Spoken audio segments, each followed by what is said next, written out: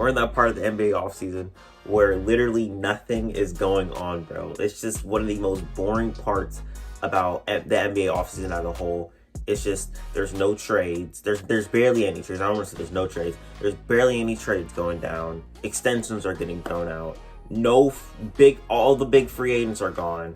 There's basically nothing to look forward to but rumors and the next season. And we are getting closer to that 2022 NBA season, and we're getting closer and closer to October 19th, man. Opening day is gonna be amazing. I want to say it's Warriors and Lakers and Nets and Bucks, bro. Oh my god, it's about to be an amazing opening night, man. I think both those games are gonna be great. But the one thing I want to get into today is my 2022 NBA awards predictions. I touched base on this on my Instagram. You can check out my Instagram, whatever, do what you want to do. And I actually have my predictions over there, but I didn't go in depth of why I think that they're going to win. I just threw them up there and was like, hey, this is who I think is going to win. This is my prediction. And I said I was going to make a video on it. So here we are. I'm making a video on it. I want to jump right into the MVP of the league. And I believe it's going to be Stephen Curry. I believe you can make a case for Luka. You can make a case for LeBron. And I made another post saying I wouldn't be surprised if LeBron became an MVP candidate because this man got 0 votes.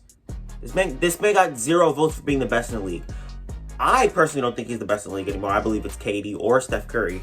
But I don't believe that he should have gotten 0 votes. I think that is absurd. I think that is, I'm actually disgusted.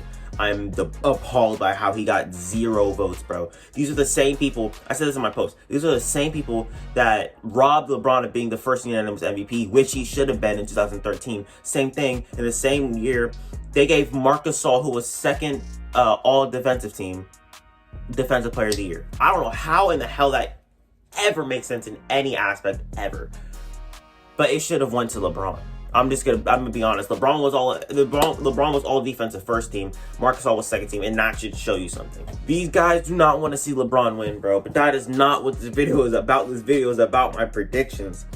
But I do believe that Steph Curry is going to be the MVP of the league because many people think that he was robbed last year for Jokic. I wasn't one of those people. I think that Jokic deserved it. I think Jokic led his team even without his second best player in Jamal Murray. He was actually first. If I can find the picture, this was like near the end of the season. He was first in basically every single statistic category, bro. That is a type of player that I'd love to have on my team. But I believe that this year, Stephen Curry's year, he definitely has a lot more to prove this season than he did last season because people really think that he needs to prove himself, that he doesn't need to have a super team to win a championship. I mean, he showed it in 2015, but I feel like he's a better player than what he was in 2015 than he is now. He's a better player now. He showed it last year by winning the scoring title. I believe with all these guys around him, his team is going to do better than what he did last year. I think they were ninth seed last year.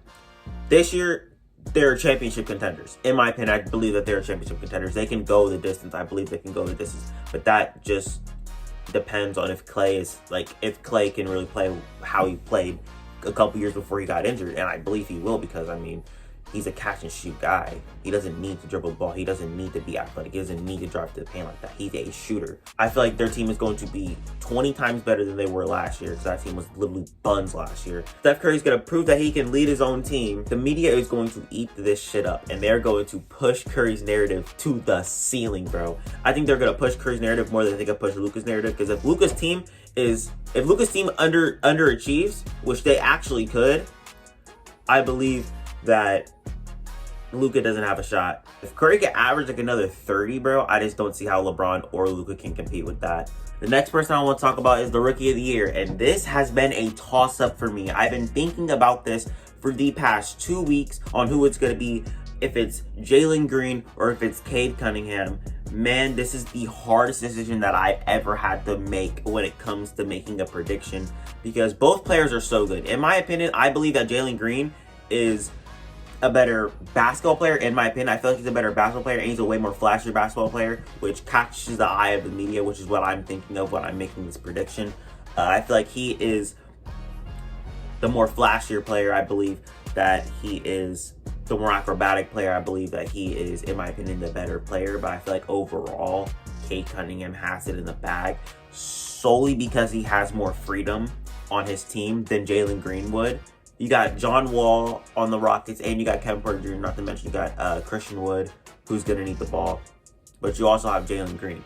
But, I mean, you're going to have to be sharing the ball more with if you are Jalen Green. But the thing is, with Cade Cunningham, they're going to give him full control over this team. He is going to be the number one option on that team. I don't know if he's going to be the number one option between him or Jeremy Grant, but I feel like it's going to be Cade Cunningham at the end of the day, because he is the point guard, he is the facilitator, and he will be the main ball handler on that team. So I feel like his stats are going to be higher than Jalen Green's, because Jalen Green's going to have to be sharing the ball more, while Cade Cunningham is going to be getting more touches. I am a really big believer that Cade Cunningham is a good basketball player, but I generally do believe that Jalen Green is better, in my opinion. I feel like he has a higher ceiling than Cade Cunningham. That's just how I see it with Rookie of the Year. I want to keep that short and simple. The next one I want to talk about is Sixth Man of the Year. This one was a really hard one to pick between Jordan Clarkson and Derrick Rose, but I ultimately chose Derrick Rose because I feel like he would be a very good fit on that bench for Kemba Walker. I feel like Kemba Walker should be starting on the New York Knicks. I wouldn't see a world where he doesn't. Yeah, Derrick Rose fits that six-man position perfectly. He was my pick last year, but I did not expect Jordan Clarkson to do what he did.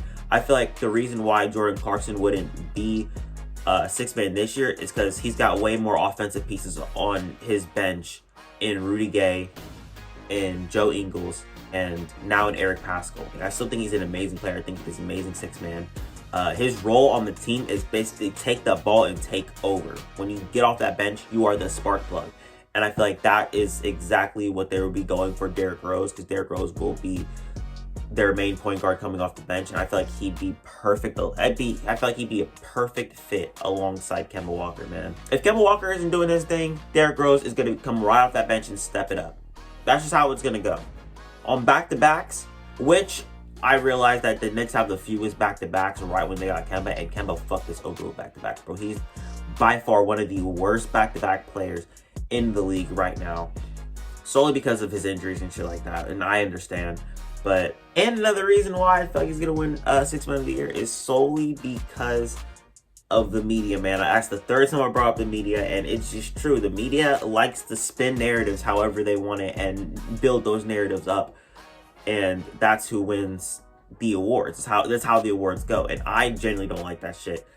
I don't really fuck with that because it screwed over one person in particular that I will get to in this video. I feel like Derrick Rose picks up everything that Kemba Walker lacks.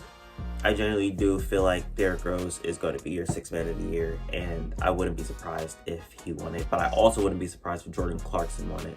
The next one I want to get into is Defensive Player of the Year. I was just talking about this literally 20 seconds ago, but your Defensive Player of the Year will be Bam Adebayo. Bam got completely snubbed, bro. He got snubbed to that finalist spot. I personally think he even had a chance to win the Defensive Player of the Year, because this man can guard all 5 positions, and he can do it like nobody's business, man. I swear to God. If I can find this stat of everyone that he's guarded last year and his percentage, or their percentages, he had the lowest percentage out of literally every single person in the NBA, and he wasn't even a finalist. Draymond Green was a finalist, and the finalists came out right when Draymond did that dirty play to LeBron in the play-in game, and that was the best game of that season.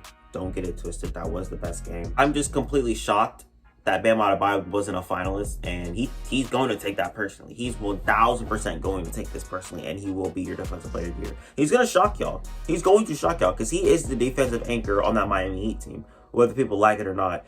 And he's going to show y'all why he should have even been a finalist, why he should have even won last year. That's how it's going to go for Bam Adebayo, man. So next up, we got Coach of the Year. This one was also a toss-up. I had no idea who would win Coach of the Year, but I'm just going to go with the safe option, and I'm going to pick Nate McMillan solely because of what he did in the playoffs last year. He elevated this team, and he elevated the Atlanta Hawks, bro. The Atlanta Hawks was a team going into the 2021 NBA season. They were a team who looked at like, hey, I don't think this team's going to be able to get it done because they can't do it. They can do it offensively. Like, don't get it wrong. They can do it offensively. But people had doubts in their mind that they would even go far solely because of their defense. They had no defense whatsoever. Nate McMillan stepped in when this team was 14-20 and turned this team around to a 41-31 team. And their defense showed in the playoffs. Their defense showed in the playoffs, bro. He is a defensive-minded coach, and it showed in the playoffs, and it showed in that court. And I feel like if he can do that this year, their team is going to be amazing. Their team has the potential to win 50 games this year. This team is good. This team is good, and Nate McMillan is going to push this team over the edge. Something that Lloyd Pierce couldn't do. If I had to pick another coach to win, I would say Monty Williams. And another one I would say is Ime Udoka. That's just me being biased. That's just me being a Celtics fan. But I feel like Ime Udoka could be a really good coach for this Boston team. And the last one I want to get into is most improved player. And this one, I was going through 3 people, man. And ironically, Jaren Jackson Jr., Michael Porter Jr., and Kevin Porter Jr. All 3 of the juniors, man. It was really hard to pick which out of those 3 would win it. But I ultimately picked Kevin Porter Jr. The things that this man did last year was so overlooked because of how ass the Rockets were last year. Straight up. He averaged 17 points. And he looked like a star out there. I'm not even joking. He looked like a star out there. Obviously, efficient-wise, he was not there. He was not all there. He wasn't really efficient. But in his 50-point game, man, can we talk about his 50-point game, man? This man showed out. And right after that game, people were saying he's a mini Harden. And he is getting trained by James Harden. And he does have James Harden-type attributes. And he does have James Harden-type skill set. You know what I'm saying? He shoots with his left hand just like James Harden. And he's a flamethrower just like James Harden. So I wouldn't be surprised if he ups the tempo this year. I wouldn't be surprised if he gets buckets this year. He's averaging 17 points now, and I wouldn't be surprised if he averaged 22, 23 and takes that jump and has eyes on people. Because Jalen Green is there. People are going to have their eye on the Rockets this year. I personally said I wouldn't be surprised if they fight for a play-in spot. I wouldn't be surprised if they overachieve. But I also wouldn't be surprised if they're like at the bottom seat. Because this team has something to prove. They're young all around. John Wall is most likely going to stay on the team. I wouldn't be surprised if he doesn't stay on the team. But what it's looking like right now, he's probably going to stay on the team at the start of the year, and he's going to show out. He will show out because he was injured. Their whole team was injured last year, and I feel like their team will go up. Their team is going to go up. Those are my predictions. Goddamn, I hope they come true. If I go back to this video at the end of the season and I realize that I look like a straight dumbass, I will delete this video and I will delete my channel. Stop the cap. Stop the cap right now. Stop the cap.